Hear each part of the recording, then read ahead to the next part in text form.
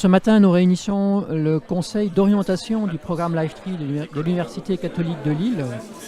C'est la 4e édition de ce conseil qui se réunit annuellement. Ce conseil réunit un certain nombre de personnalités externes à l'université. En particulier, il est présidé par Philippe Vasseur et bien sûr coprésidé par Pierre Georgini. Il réunit un certain nombre de représentants des collectivités, du monde économique, des associations, des habitants du quartier et des étudiants. En particulier, cette année, on a voulu marquer une présence plus importante des étudiants qui interviendront dans ce conseil. Aujourd'hui, je viens pour pitcher le Green Challenge. C'est un projet entrepreneurial qu'on fait avec Margot, une étudiante en SV. Et on est là pour accompagner les étudiants dans la transition écologique du campus.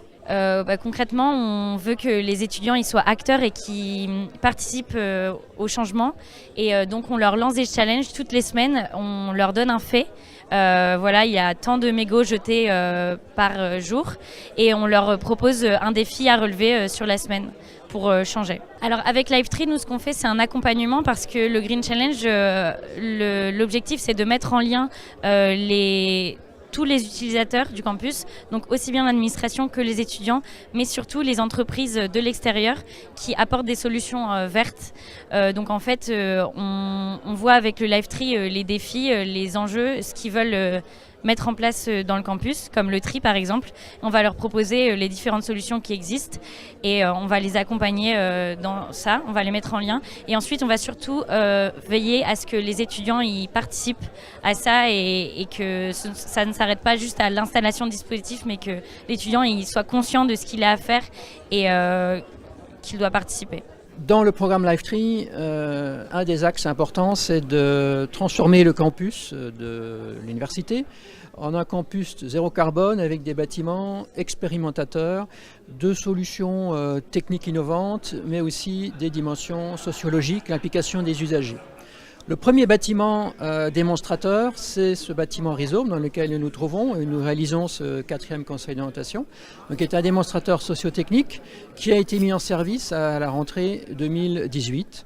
Donc les usagers du bâtiment, que ce soit étudiants, que ce soit les personnels, s'approprient petit à petit ce bâtiment. Un management de l'énergie et du confort au sein de ce bâtiment a été recruté par l'Institut catholique de Lille, travaille avec les différents acteurs du bâtiment pour trouver les meilleurs ajustements pour rendre à la fois ce bâtiment performant, mais aussi assurer le confort des usagers. Il y a évidemment une période d'apprentissage qui va être plus ou moins longue pour adapter les technologies, les comportements, les méthodes, et pour analyser le plus évidemment de toutes ces approches. Au fond, quand je dis université, cité de l'universel, l'université doit devenir un terrain d'expérience. Là où on peut faire des erreurs, là où on peut avoir des échecs, parce que ce n'est pas toujours facile dans la vie réelle.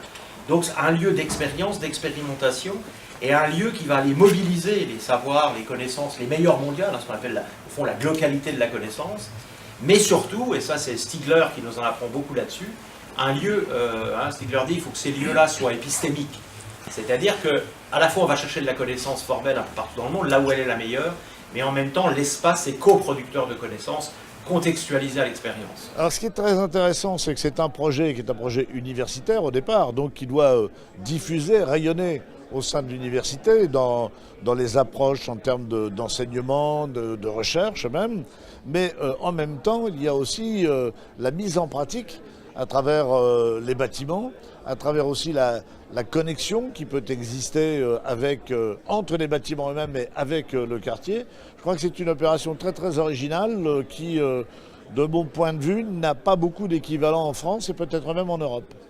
Il y a beaucoup de projets dans la région, beaucoup de projets qui sont parfois indépendants les uns des autres et qu'il nous appartient à nous, au sein de la mission F3, de mettre en quelque sorte en synergie.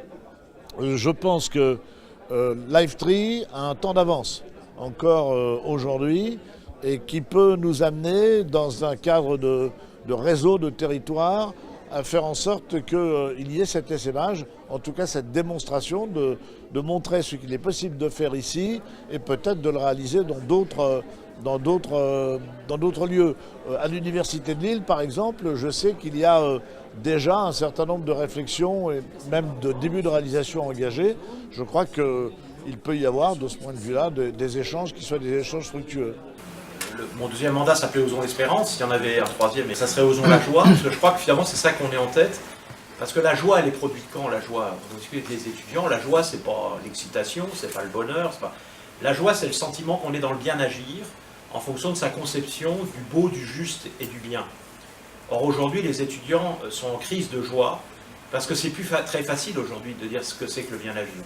Moi je pensais que bien agir c'était acheter une hybride hier, maintenant on me dit que c'est pire pour l'environnement. Après, donc on est dans un système de tension dont l'enjeu est quand même simplement la fin de l'humanité, hein, donc c'est juste un détail. Donc on est un objet de tension dans lequel il est très compliqué de définir le bien agir et donc d'éprouver de la joie.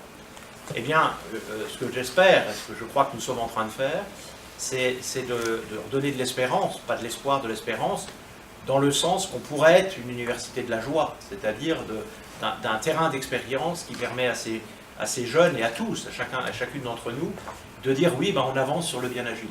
On avance sur le bien agir en fonction de ce qu'on sait de l'avenir, si on ne sort pas de l'anthropocène, et puis de la conception qu'on a de notre humanité, et donc d'aller vers, comme dit mon ami Patrick Vivray, vers la pleine humanité et pas se laisser embarquer, comme il y a quelques tendances aujourd'hui, vers la sous-humanité.